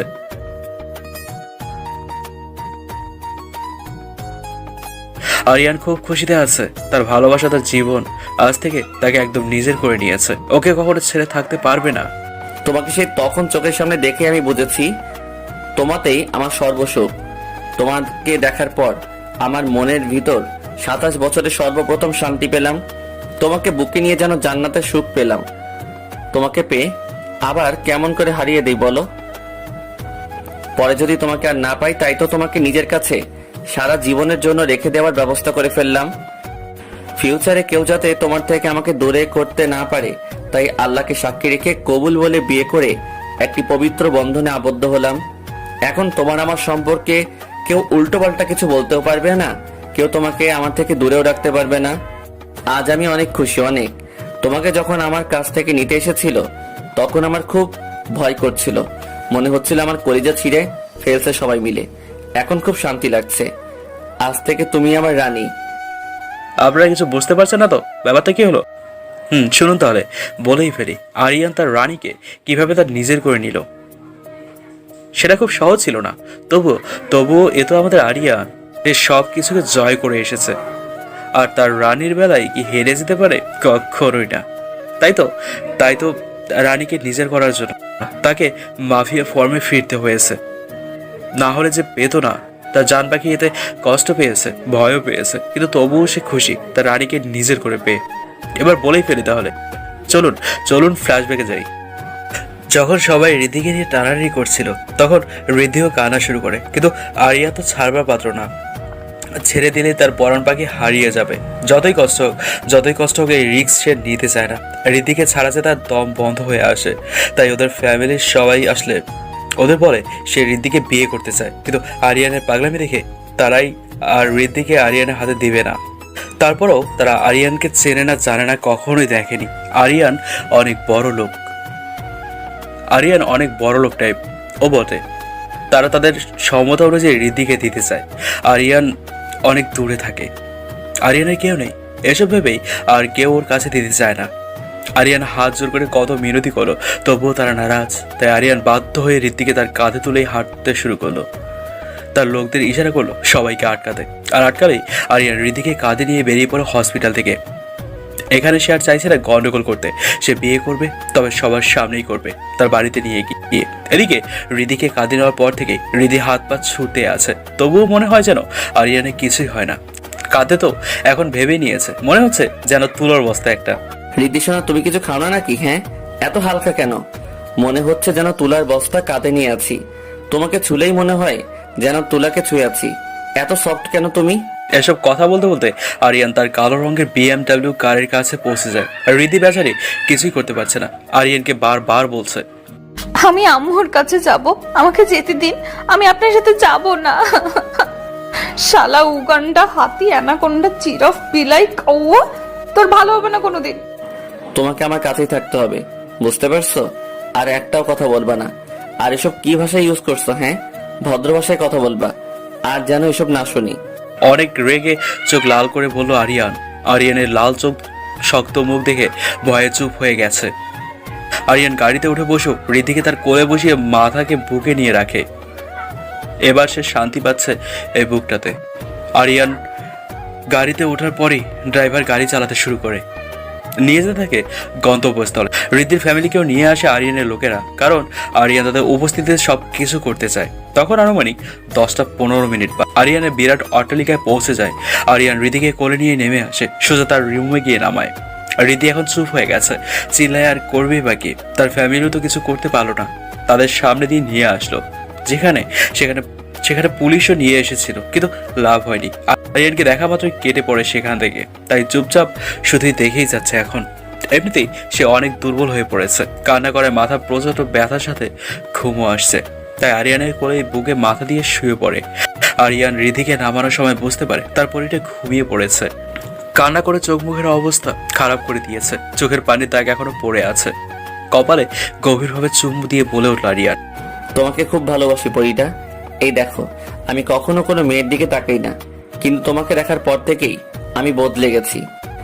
আমার মরুভূমির মতো বুকে তুমি মাথা দিয়ে পানি ঢেলে দিয়েছো। তোমাকে ছাড়া এক মুহূর্ত ভাবতেও পারছি না। তুমি জানো না আজ জীবনে প্রথম আমি কতটা শান্তি অনুভব করছি। এরকম শান্তি আমি প্রতিদিন চাই। আমাকে একটু ভালোবাসা দিও, আমি তোমাকে দ্বিগুণ ভালোবাসায় ভরে দিব। আজ তোমার ফ্যামিলি আমাকে মানছে না, একদিন ঠিকই আমাকে মেনে নিবে, দেখে নিও। কথাগুলো বলেই আরিয়ান রিদ্ধির হাতের উল্টো পিঠে চুমু দিয়ে বেরিয়ে পড়ে রুম থেকে। আর পার্লারে আনা লোকদের বলে দেয় বিয়েরও সব কিছু করিয়ে দিতে। 1 ঘন্টা পর ঘুম থেকে তুলে দেবে ওকে ও এসে। ততক্ষণে যেন সব ক্লিয়ার থাকে আর খুব সাবধানে যেন কাজ করে। তার পরীর কিছু হলে ওদের খবর আছে। তার পরীর যেন ঘুম না ভাঙে। এসে সাজ দিতেও নিষেধ করেছে। তারপরে এমনিতেও সুন্দর, বিয়ের জন্য জাস্ট একটু সাজানো আর কি, যাতে পরে তার মিষ্টি বউটা আফসোস না করে। এবার আরিয়ানও তার মুখের কালি উঠিয়ে হোয়াইট কালারের সিম্পল বাট খুব সুন্দর একটা শেরওয়ানি পরে রেডি হয়ে নেয়। হোয়াইট কালারের যেন রাজপুত্র লাগছে আরিয়ানকে। তার ভয়ঙ্কর সৌন্দর্য যেন আরো ভয়ঙ্কর হয়ে গেছে। ক্রাশ খাইছি। রীতি না থাকলে লেখিকা আরিয়ানটা নিয়ে পালাইতো। এরকম সুন্দর হওয়া ঠিক না। আমার পাঠিকারা তো আরিয়ানকে দেখেই জ্ঞান হারাবে, তখন লেখিকা ডাক্তার খুঁজে বেড়াতে পারবে না। বাবা। আর ঋদ্ধিকে লাল লেহেঙ্গা পরিয়ে দিয়েছে। আরিয়ানের ইচ্ছে ছিল ঋদ্ধি বেনারসি শাড়ি পরুক, বাট পরে নিজেই রেখে দেয় তার ইচ্ছা। ঋদ্ধি যেদিন তাকে মন থেকে ভালোবাসবে সেদিন আবার নতুন করে সব হবে। আর ঋদ্ধিকে সুন্দর হালকা ব্রাইডাল সাজ দিয়েছে, তবুও যেন আকাশ থেকে নেমে আসা পরীর মতো লাগছে। পার্লারের লোকেরা সাজিয়ে চলেও গেছে। আরিয়ান মেয়েদের থেকে দূরে থাকতে পছন্দ করে, তাই তার বাসা থেকে শুরু করে কর্মক্ষেত্রে কোনো জায়গায় মেয়েদের রাখেনি। তাই বাসায় কোনো মেড নাই, সব ছেলে। এজন্য আরিয়ানের বাসা এখন মেয়ে শূন্য। তার সৌন্দর্যের জন্য আগে খুব কষ্ট পেতে হয়েছে এই মেয়েদের নিয়ে। তারপর থেকে সেই সব জায়গা থেকে মেয়েদের বাদ দিয়ে দেয়। মাফিয়া হওয়ায় বিভিন্ন কারণে মেয়েদের সাথে কথা হয়, তবে গুরুত্বপূর্ণ কাজেই সীমাবদ্ধ। কিন্তু তাকে কেউ চেনে না, কারণ আরিয়ান এবং তার দলবল সবাই মুখে মাস্ক পরে থাকে। সে সিক্রেট মাফিয়া হয়ে কাজ করে। আরিয়ান তার শেরওয়ানিতে গাঢ় নীল রঙের খুব সুন্দর একটা ব্রুজ লাগাতে ঋদ্ধি রুমের দিকে পা বাড়ায়। রুমের গেটে ধাক্কা দিয়ে ঢুকেই ঋদ্ধি চোখ পড়তেই পুরো শরীর কাঁপুনি দিয়ে ওঠে। ঋদ্ধি লাল গর্জিয়াস ব্রাইডাল লেহেঙ্গাতে এত সুন্দর লাগছে যে আরিয়ান পলকহীনভাবে মুগ্ধ হয়ে তাকিয়ে আছে ঋদ্ধির দিকে। এভাবে কতক্ষণ ছিল তার মনে নেই। বাইরে মানুষের আওয়াজে তার ঘোর কাটে। আস্তে আস্তে ঋদ্ধির কাছে যায় সে। তার পাশে এক হাঁটুর উপর ভর দিয়ে বসে ঋদ্ধির সারা মুখে আরিয়ানের হাত বিচরণ করতে থাকে। আরিয়ানের এখন কিচ্ছু করতে ইচ্ছে করছে না। শুধু ইচ্ছে করছে এই ঘুমন্ত লাল পরীর দিকে এভাবে মন ভরে তাকিয়ে থাকতে। চোখ সরাতে ইচ্ছে করছে না। না চাইতো এখন ঋদ্ধিকে মানে তার পরীকে ডেকে দিতে হবে। কোনো উপায় নেই। আজ তাকে একেবারে নিজের যে করতে হবে। আবার কিছুক্ষণ পলক্ষীনভাবে তাকিয়ে থেকে ঋদ্ধির কপালে গভীর চুমু দিয়ে একটু সরে এসেও আবার ঋদ্ধির সারা মুখে চুমু দিতে শুরু করে। নেশা লেগে গেছে তার। এভাবে অনেকক্ষণ মন ভরে তার পরীকে চুমু দেয়। ঋদ্ধি একটু নড়ে উঠলে হাতের উল্টো পিঠে একটা চুমু দিয়ে সেরে এসে ঋদ্ধিকে ডেকে ওঠে। জান, এই জান, উঠো এখন, পরে আবার ঘুমিও জান। এই পাখিটা আমার, উঠো না সোনা, আর ঘুমাতে হবে না। কি উঠো ফার্স্ট, উঠে যাও সোনা লক্ষ্মীটা। দি করতে করতে হঠাৎ ওর খেয়ালে আসে কে যেন এত আদুরি তাকে ডাকছে। তাই আস্তে করে পিটপিট করে তাকায় আদুরি ডাকা ব্যক্তিকে দেখার উদ্দেশ্যে। তাকে যখন ডাকছিল তখন ওর খুব ভালো লাগছিল, খুব সুখ অনুভব করছিল, যেন ডাকটা শুনতেই থাকে, এত ভালো লাগছিল। আর রীতি চোখ খুলে দেখে অত্যন্ত সুন্দর একজন পুরুষ তার দিকে ঝুঁকে তাকিয়ে আছে। ছেলেটিকে সুন্দর বললে ভুল, এক কথায় ভয়ঙ্কর সুন্দর যাকে বলে। চোখগুলো কি মায়া ভরা বড় বড় চোখ, তাকালেই যেন গভীরে চলে যায় অনেক। নাকটা লম্বা, কি সুন্দর পারফেক্ট। ঠোঁটের কথা তো বাদই দিলাম, গোলাপি ঠোঁট দেখে ঘোর লেগে যায়, ইচ্ছে করে খেয়ে ফেলতে, এত সুন্দর। ঠোঁটের নিচে আবার কি সুন্দর লাল কালো মিক্সড একটা তিল আছে। কে আপনি? রীতি তো আরিয়ানকে দেখেই হা করে তাকিয়ে আছে। ঘোরের মধ্যে কখন যে উঠে আরিয়ানের মুখের দিকে হাত বাড়ায় বুঝতেই পারেনি। হালকা একটু ছুতেই আরিয়ান বলে ওঠে, তুমি আমাকে জানে মারবে, এতক্ষণ এভাবে তাকিয়েই আধমরা করে দিয়েছো। এখন আমাকে ছুঁয়ে দিলেই তো আমি শেষ। আমি তখন কিছু একটা কিন্তু আরিয়ান এতক্ষণ রিধির দিকে চোখ ছোট ছোট করে তাকিয়েছিল, কিন্তু রিধি আরিয়ানের দিকে হাত বাড়ায় আর আরিয়ানের গাল ছুতেই কারেন্টের মতো শক লাগে আরিয়ানের শরীরে। এভাবে চলতে থাকলে আরিয়ান নিজেকে কন্ট্রোল করতে পারবে না, তাই নিজেকে সামনে নিয়ে মুখে দুষ্ট হাসি এনেই রিধিকে বলতে থাকে। হঠাৎ আরিয়ানের কথায় ঘোর কাটে রিধির, কিন্তু আরিয়ান থেকে তার চোখ সরাতেই পারছে না কোনোভাবেই। কিছুক্ষণ এভাবে থাকার পর হঠাৎ চোখে অন্ধকার দেখে আর ঢলে পড়ে আরিয়ানের উপর। এই চান কি হলো তোমার? আরিয়ান রিধির এরকম পড়ে যাওয়ায় ভয় পেয়ে ঘাবড়ে যায় অনেক। কি হলো তার পাখিটার? এতক্ষণ তো ঠিকই ছিল, হঠাৎ হঠাৎ কি হলো? রিধি তো আরিয়ানকে দেখেই অজ্ঞান। আরিয়ান পাগলটা বুঝতেই পারেনি, বুঝতে পারলে ভুলেও মুখের কালি উঠাতো না। আরিয়ান উদ্বিগ্ন হয়ে ওঠে, ভেবেই পায় না তার সুন্দর জেল দিয়ে সেট করা চুলগুলো টেনে এলোমেলো করে একাকার করে দিল চিন্তায়। হঠাৎ কি মনে হতেই হাতের পালস চেক করে তারপর বড় এক নিঃশ্বাস ফেলে, তারপর চোখে মুখে পানি ছিটিয়ে দেয়। পানি দিতেই রিধির জ্ঞান ফিরে আসে আর আরিয়ান স্বস্তির নিঃশ্বাস ফেলে তা দেখে। রিধি চোখ খুলেই ঝাটকা দিয়ে উঠে পড়ে কাঁপা কাঁপা গলায় জিজ্ঞাসা করে। আর এদিকে রিদ্ধির ফ্যামিলির সবাইকে নিয়ে আসে আরিয়ানের লোক। আরিয়ানের বাড়ি দেখে তাদের চোখ কপালে, এত সুন্দর বাড়ি, সবাই অবাক চোখে তাকিয়ে আছে।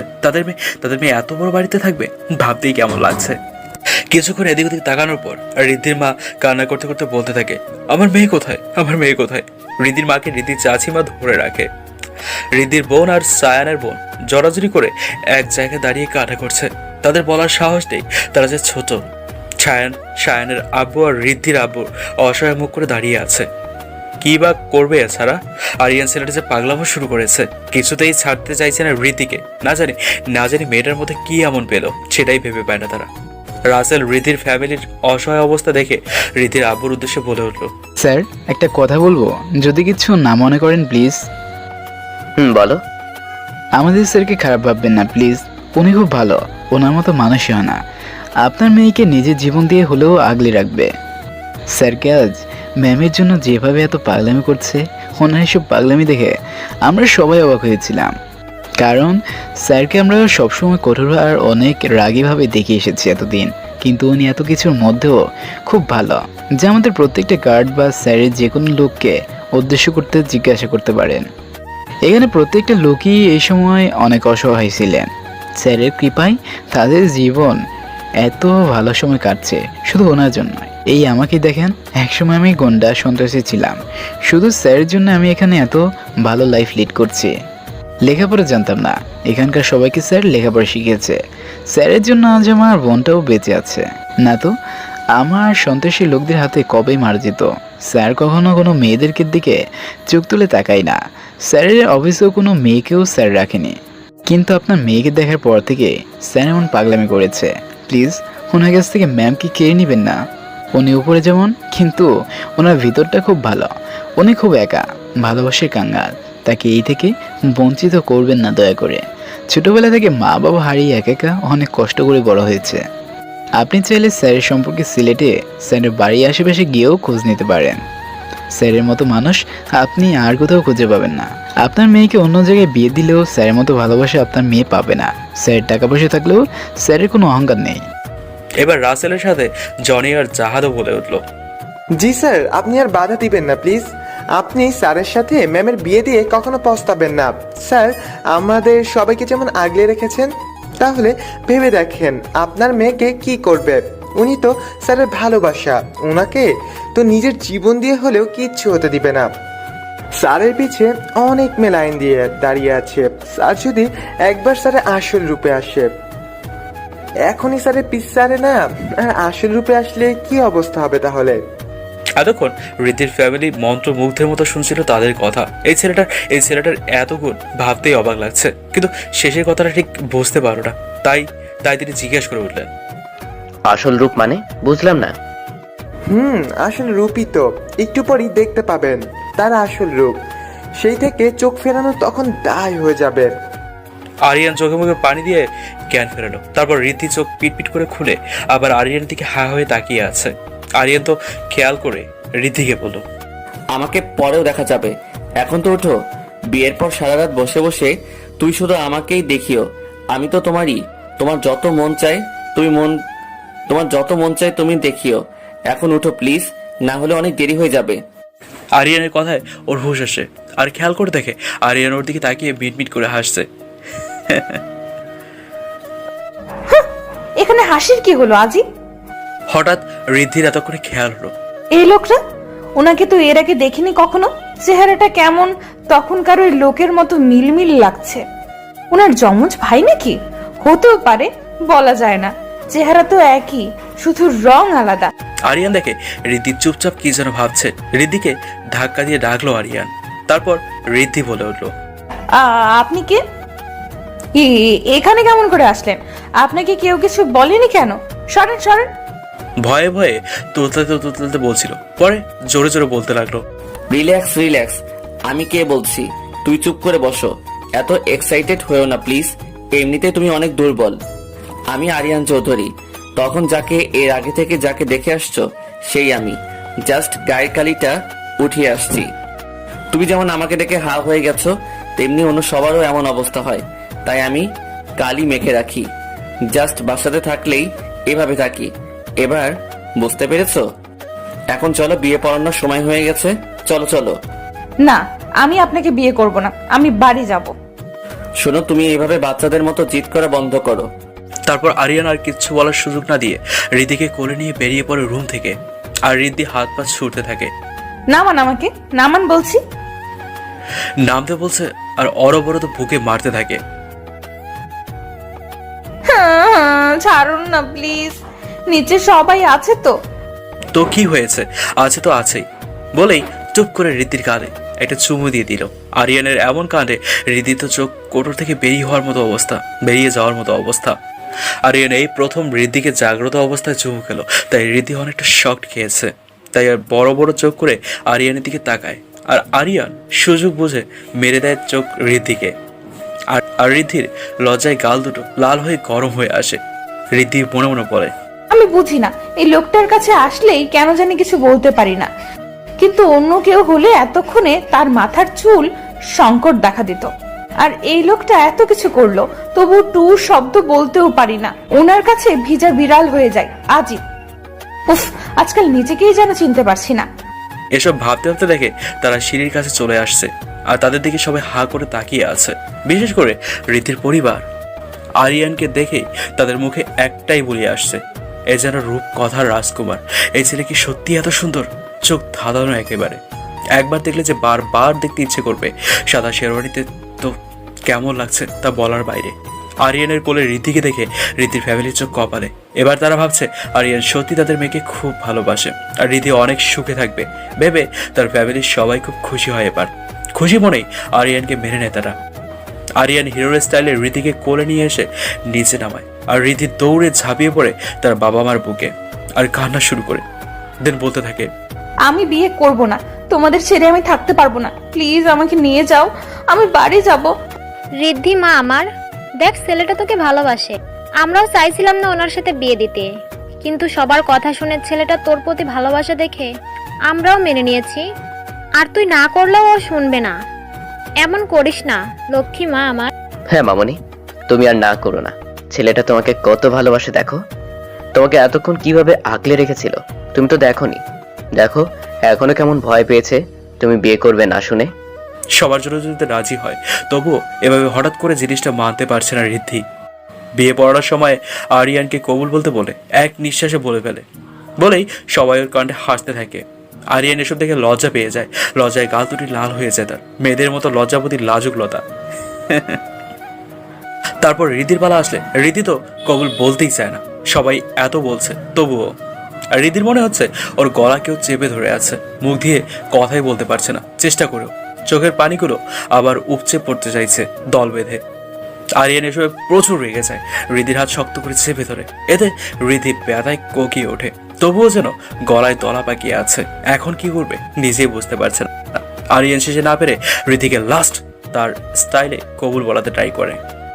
ঋদ্ধিকে ভয় দেখানোর জন্য গার হাতে নিয়ে রক্তচক্ষুরি ঋদ্ধি দিকে তাকায় আর হাত ঘোরাতে থাকে।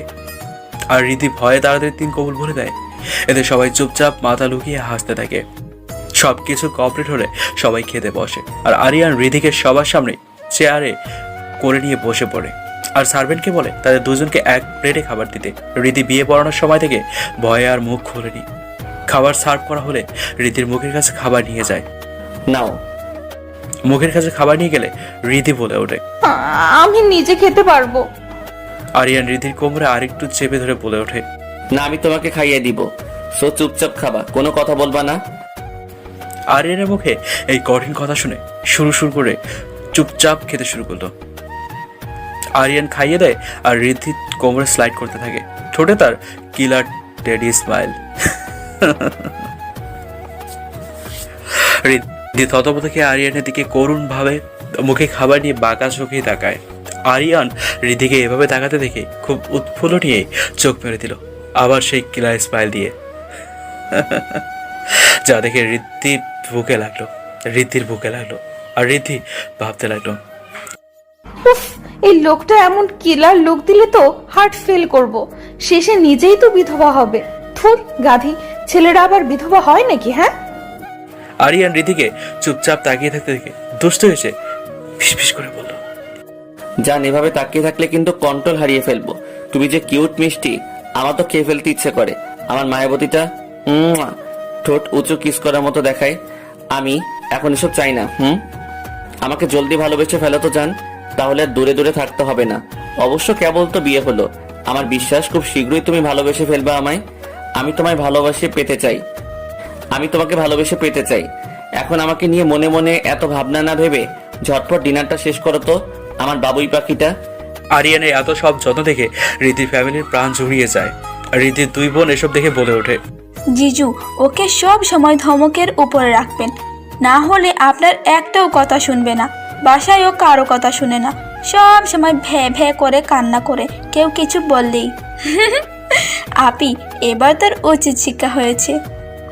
ছোট মামুনি, এসব কি শুরু করলা? চুপচাপ খাবার খাও। রিদ্ধি তো এসব শুনে চিল্লানি দিতে যাচ্ছিল, কিন্তু আরিয়ানের জন্য পারিনি। আরিয়ান তার আগেই চোখ রাঙানি দিয়ে দেয়, আর অমনি রিদ্ধি চোখ। আরিয়ান রিদ্ধির বোনের কথার প্রতি উত্তরে একটা মুচকি হাসি গিফট দেয় আর রিদ্ধির আব্বুকে বলে, না না আঙ্কেল, সমস্যা নেই, বলো। আরিয়ান রিদ্ধির বোনকে বলে, কোনো ভয় নেই, আমার সাথে কোনো ফর্মালিটি মেনটেন করতে হবে না। আজ থেকে আমাকে তোমার আরেকটা ভাই মনে করবে, গট ইট? আরিয়ানের ব্যবহারে রিদ্ধির ফ্যামিলির সবাই খুব খুশি হয়। আরিয়ান রিদ্ধিকে খাইয়ে দেয় আর সাথে নিজেও খেয়ে নেয়। রিদ্ধি অল্প খেয়ে পালাতে চাইছিল, কিন্তু আরিয়ানের কাছে শেষ হার মানতে হলো। আরিয়ান রিদ্ধির কানে ফিসফিস করে বলল, আজ আর বেশি কিছু বলছি না, তুমি আমার কাছে নতুন তো, এত দখল নিতে পারবা না, তাই কম কম করে ডোজ দিচ্ছি। ওরে মা, কি বচ্চাত্রে, এতগুলো করেও বলে কম কম করেছে। হাই হাই খোদা, আমারে উঠায় নাও জলদি, আমি পাগল হয়ে যাব। শালা উগান্ডা, জিরাফ, হাতি, ছাগল, গরু, ভেড়া, রাক্ষস, বদমাশ, খচ্চর, লুচোকানে খায়। কি লম্বা রে, বাপরে, তাকাতেই তো ঘাড় ব্যথা। আমার মতো বাচ্চা মেয়েকে ওনার চয়েস হয় কেমনে, সেটাই বুঝতে পারি না। হ্যাঁ, উনি দেখতে কি সুন্দর, আর তার যোগ্যতার মধ্যে এক বিন্দুও নাই আমার মধ্যে। যাই হোক, মোর জামাইটা কি সুন্দর খোদা। উফ, ঠোঁটটা দেখলে তো চুমু দিতে ইচ্ছা করে। হাই হাই, কি কইতাছি এগুলা, লজ্জা শরণ কি দিন দিন খায়া ফেলতেছি। ছি ছি ছি, রিন্দি তুই কি খারাপ। কিন্তু এই লোকটা খুব খারাপ, আমাকে জোর করে বিয়ে করলো। দুটা প্রেম করতেও দিল না খচ্চরটা, বিয়ে করছে ভালো কথা। এবার আমি তোমার সেই রাম জ্বালামু, জ্বালায়া তোমার তেজপাতা বানাই দেবো। কিন্তু এই লোকটা খুব খারাপ, আমাকে জোর করে বিয়ে করলো। দুটা প্রেম করতেও দিল না খচ্চরটা, বিয়ে করছে ভালো কথা। এবার আমি তোমার সেই রাম জ্বালামু, জ্বালায়া তোমার তেজপাতা বানাই দেবো। এই জান, তুমি এভাবে মুচকি মুচকি হাসছো কেন? বুঝছি, আমার প্রেমে পড়ে গেছো তাই না? চোখ মেরে আরিয়ান রিদ্ধিকে বলল, আসছে রে ওনার প্রেমে পড়তে। আপনার জীবন তেজপাতা বানাবো, তাই তো হাসি ফিউচার ভেবে। আবার হাসছো? ওয়েট, রুমে যাই, তোমার হাসি বের করছি। এই কথায় রিদ্ধি ভয় পেয়ে গেল আর কাঁদো কাঁদো ফেস নিয়ে আরিয়ানের দিকে ড্যাব ড্যাব করে তাকিয়ে থাকলো।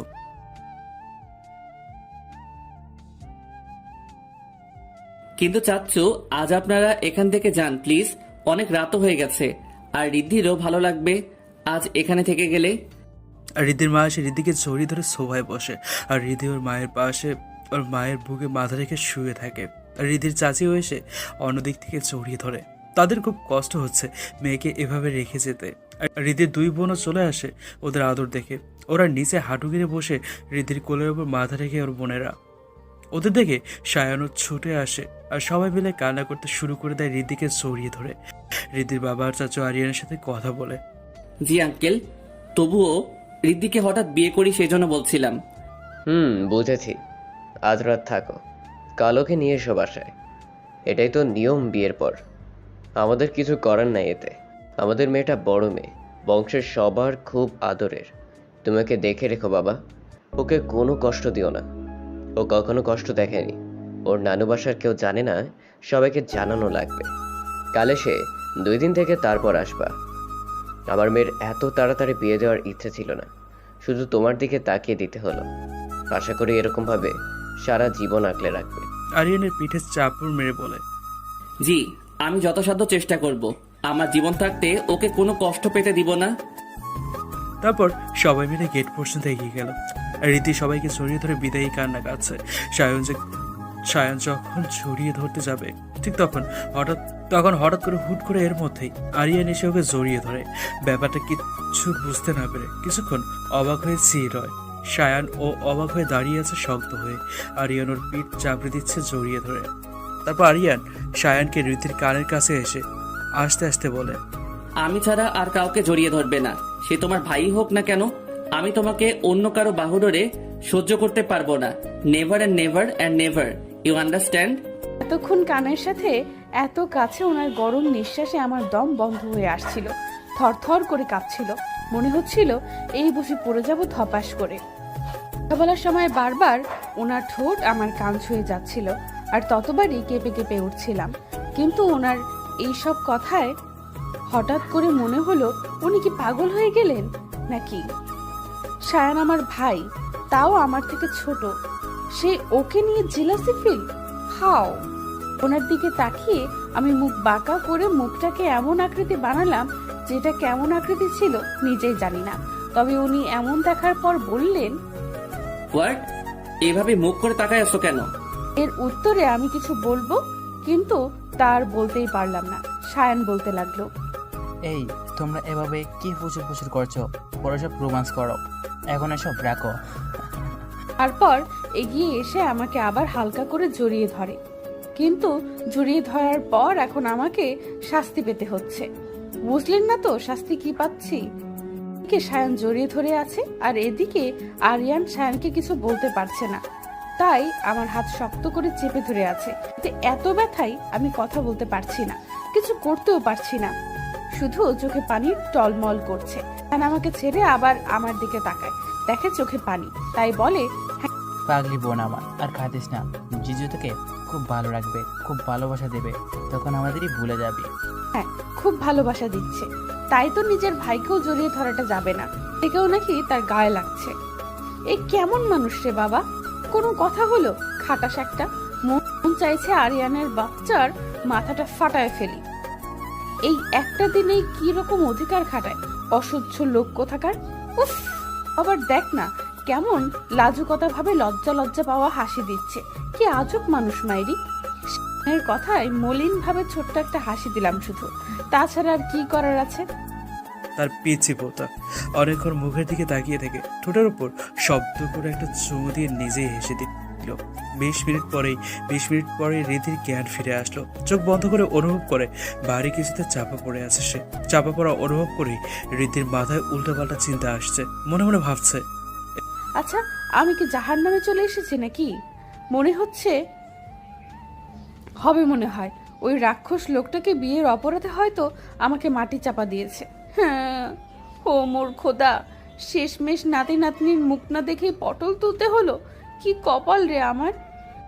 তো স্বাদ ছিল নাতি নাতনিগুলোকে গল্প শোনাবো যে তোর দাদু বা নানু আমাকে হাসপাতাল থেকে কাঁধে তুলে এনে জোর করে বিয়ে করেছিল। কপাল, এখন আর গল্প শোনানো হবে না খোদা। এই দুঃখ কোনে রাখমু খোদা, উঠায় লও মোরে। থুকু, মুই তো উপরে চলে গেছি, হে হে হে। উঠমু কেমনে লুল? তো পটল তুলছি, তবে মোর জামাই আর নাতি নাতনি গুলা মোর জামাইরে যেন বহুত জ্বালায়।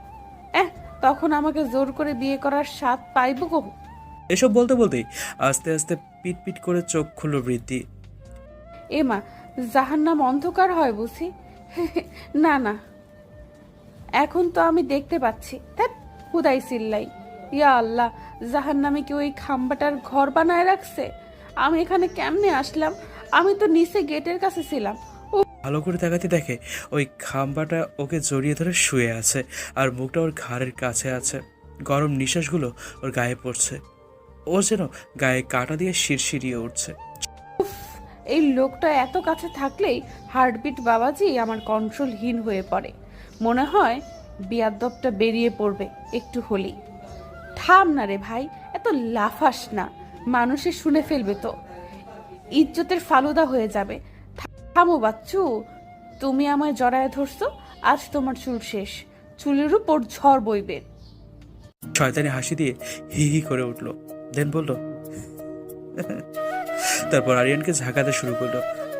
ওই মিয়া খাম্বা, ওঠেন বলেই চুলগুলো জোরে জোরে টানতে লাগলো। জান কি করছো, লাগে তো? ওঠেন, আমাকে জড়ায় ধরছেন কেন? খুব সাহস বাড়ছে আপনার, তাই না? ময়রা তক্তা বানায় দেব। কিন্তু জানেন না, কলেজের প্রায় ছেলেদের চুল ছিঁড়া রাখছি, রেকর্ড হয়ে আছে এই ঋদ্ধি নামে। খুব ভাব নিয়ে বললো। জান তাই নাকি? খুব ভালো, গুড। এই তো আমার লক্ষ্মী বইয়ের মতো কাজ করেছো। কোনো ছেলেকে তোমার কাছে আসতে দিবে না, শুধু আমি ছাড়া। একমাত্র আমি তোমার কাছে আসব, তুমি পুরোটাই আমার, আর আমি তোমার। আরো ভালো করে জড়িয়ে ধরে কানে চুমু দিয়ে আবারও চুলের ঘাড় নিতে লাগলো।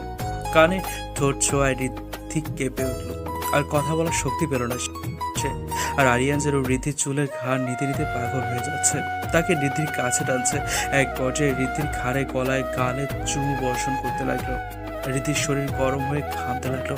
অনুভূতিটা কেমন জানি ভালো লাগছিল, আবার সহ্য করতে পারছিল না। পুরো শরীর অসাড় হয়ে আসছিল, বুদ্ধিশক্তি সব লোপ পেয়েছে। ইচ্ছে করছিল সব অনুভব করতে। বুকের ভেতরের হাড়টা যেন খুব দ্রুত বেড়েই চলেছে। অসহ্য যন্ত্রণা শুরু হয়ে গেছে, সইতেও পারছে না, ছাইতেও পারছে না। ঋদ্ধি এই মেয়েটা মেরে নেয়নি এমন না, যেহেতু ওর বাবা মা মত দিয়েছে তাই ওর কোনো দ্বিধা নেই। ও তো এটাই চাইতো। তবে ও এখন নতুন, এসব অনুভূতিও নতুন, তাই সহ্য ক্ষমতাও নতুন। রীতি চাইছিল আমি ভালোবাসতে, যেদিন ভালোবাসবে, আত্মার সাথে আত্মার কানেকশন হবে, তখন আর দূরে রাখবে না। কিন্তু এভাবে করলে সেটা সম্ভব না। লোকটা ছোঁয়াগুলো যেন কেমন পাগল করা। আরিয়ান তো মাতাল হয়ে গেছে, ও কি করছে না করছে ওর খেয়ালই নেই। ও এক মনে ওর কাজ চালিয়ে যাচ্ছে, হাড়ে গলায় মুখে চুমু দিতে দিতে একসময় গোলাপি ঠোঁট দুটোতে চুমু দিয়ে বসে। এমনভাবে চুমু দিচ্ছে যেন অমৃত পেয়ে গেছে, আর ঋদ্ধি যেন মরে গেল। মরার আগে যেন ছটফট করতে, যেমন ছটফট করে তেমন ছটফট করতে লাগলো। আরিয়ান ঋদ্ধির পা হাত চেপে ধরে আছে বলে ঋদ্ধি কিছুই করতে পারছে না। বারবার অজ্ঞান হওয়ায় অনেকটা দুর্বল হয়ে গেছে ও। যদিও একজন পুরুষের কাছে একটা মেয়ের শক্তি কিছুই না। একসময় আরিয়ান ঠোঁট ছেড়ে দেয়, আর বড় বড় নিঃশ্বাস নিতে থাকে দুজনেই। আরিয়ান আবার ঋদ্ধির গলায় চুমু দেয়, আর লাভ বাইট দিতে ঋদ্ধি সেই জোরে চিৎকার মারে। এতেই আরিয়ানের রোমান্টিক মুড ভ্যানিশ। ওর নেশা কেটে গিয়ে কান বয়রা হওয়ার মতো অবস্থা। এত গভীরও কাবড় দেয়নি যে এত জোরও চিৎকার দেওয়া লাগতো। বাট রীতি সেটা সুযোগের সৎ ব্যবহার করলো আরিয়ানকে ছুটকারা পাওয়ার জন্য, আরিয়ানের থেকে ছোটা পাওয়ার জন্য। আরিয়ানের মাথা হ্যাং হয়ে গেছে, অনেকক্ষণ ঋদ্ধির দিকে চোখ বড় বড় করে তাকিয়েছিল। আর রীতি বড় বড় করে নিঃশ্বাস নিয়ে হাঁপাচ্ছে। কিছুক্ষণ পর আরিয়ানের ঘোর কেটে তাড়াহুড়ো করেই জিজ্ঞেস করে ওঠে, আরে জান কি হয়েছে, কোথায় লেগেছে, দেখি বলেই ঋদ্ধির ওপর থেকে উঠতেই হাত পা চেক করতে শুরু করলো। আরে গাধা, গলার সাইড চেক করে দেখ কি করেছিস, ভ্যাম্পায়ারদের মতো কামড়িয়েছিস। সব পাঠপাঠিকেরা জানে, আমাদের আরিয়ানই জানে না। না হয় হায় খোদা, এর নিয়ে ঋদ্ধি ওর নাতিপুতি নিয়ে সংসার করবে কেমনে? হ্যাঁ, বেচারি ঋদ্ধি। হঠাৎ গলায় চোখ যায় আরিয়ানের, দেখে আতকে ওঠে, করুণভাবে ঋদ্ধির দিকে তাকায়, চোখ দিয়ে ইশারা করে বলে, এটা কি ওর ওর করা জিনিস। রিদ্ধিও মাথা উপর নিচ করে হ্যাঁ বোঝায়, তারপর ওখানে আস্তে করে হাত বুলিয়ে দেয় আর রিদ্ধি আহ করে ওঠে। আর আরিয়ান তাড়াতাড়ি করে ওর ওখানে চুমু দেয়, যেন ওটাই ওখানে ভালো হওয়ার ওষুধ। রিদ্ধিও আশ্চর্যরকমভাবে ব্যথা ভুলে গেল। এ মা, ব্যথা নেই কেন? চুমুতে কি ওষুধ ছিল নাকি? ব্যথা করে না কেন আর? এরপর আরিয়ানের দিকে তাকিয়ে দেখে কেমন করে যেন তাকে মিটি মিটি হাসছে। রিদ্ধি আরিয়ানের উদ্দেশ্য বলে, কিতা? আরিয়ান ভ্রুকোচকে বলে, হোয়াট ইজ দিস কিতা? তা মিন্স এমন ভাবে তাকায় তাকায় আমাদের দিকে শয়তানের মতো হাসেন কেন? শয়তানের মতো কেন হবে? কি সুন্দর, যেমন করেই হাসেন না কেন সব ভাবেই সুন্দর লাগে। কি কিলার স্মাইল রে বাপ!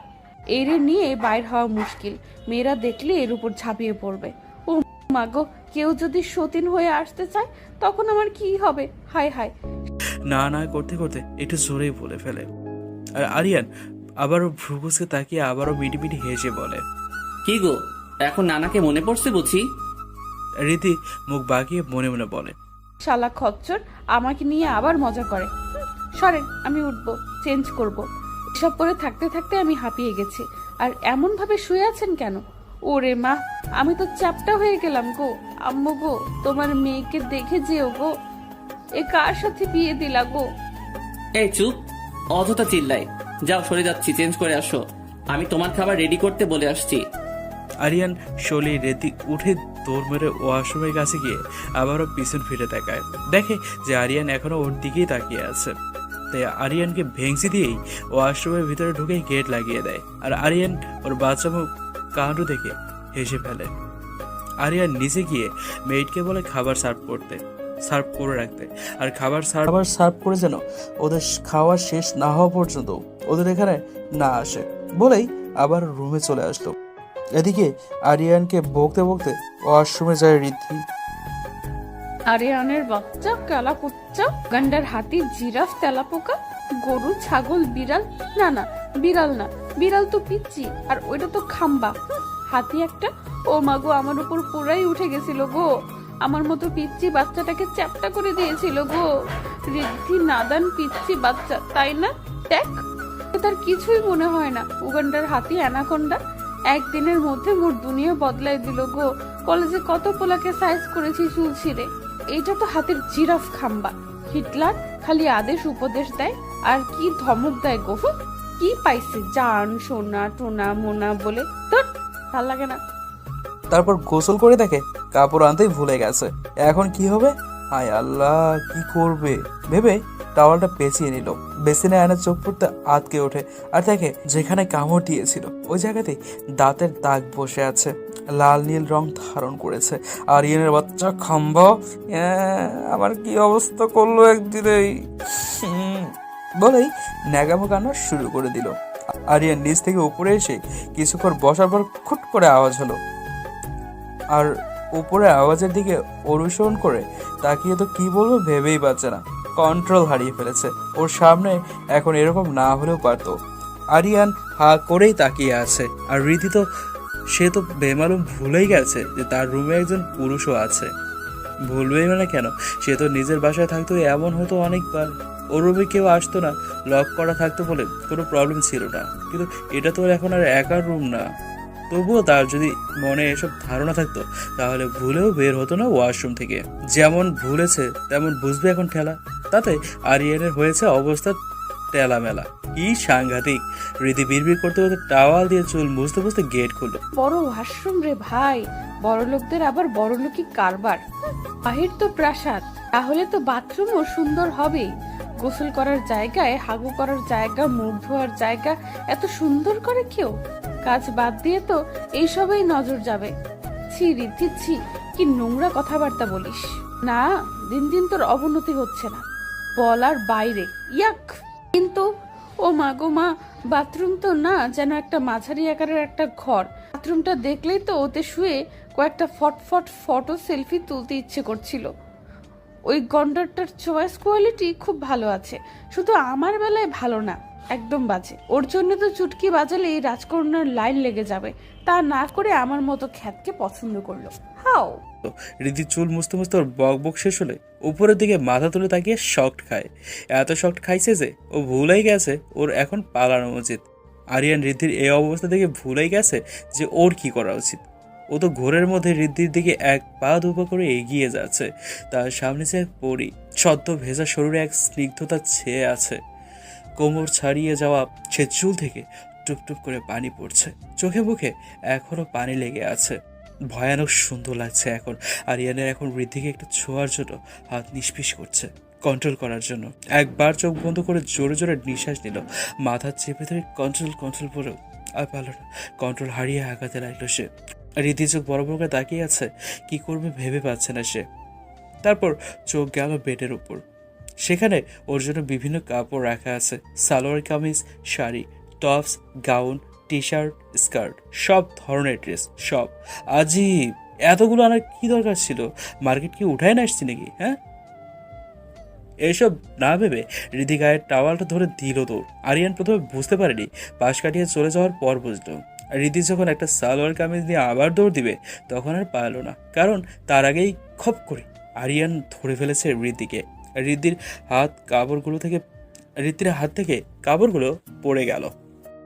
রিদ্ধি এখন ছোটার জন্য চেষ্টা করছে, কিন্তু পারছে না, মুখেও বলতে পারছে না। মুখে যেন তালা মেরে রাখা হয়েছে। উফ, কি একটা অবস্থা।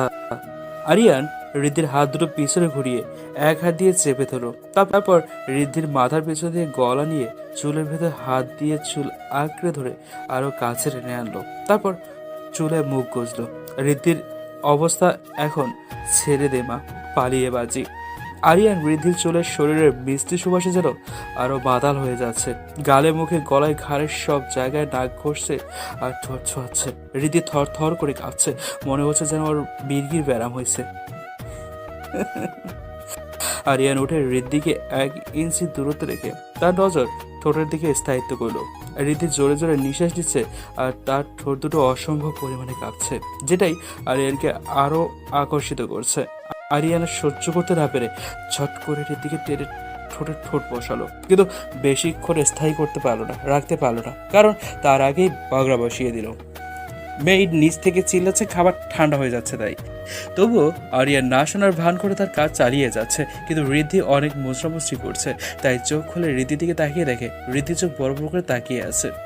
আরিয়ান ওরকম অবস্থাতেই ওকে চোখ গরম করে চোখ দেখানো, আর রিদ্ধি ওতেই সুরসুর করে ভয় পেয়ে কাছুমাছু হয়ে গেল।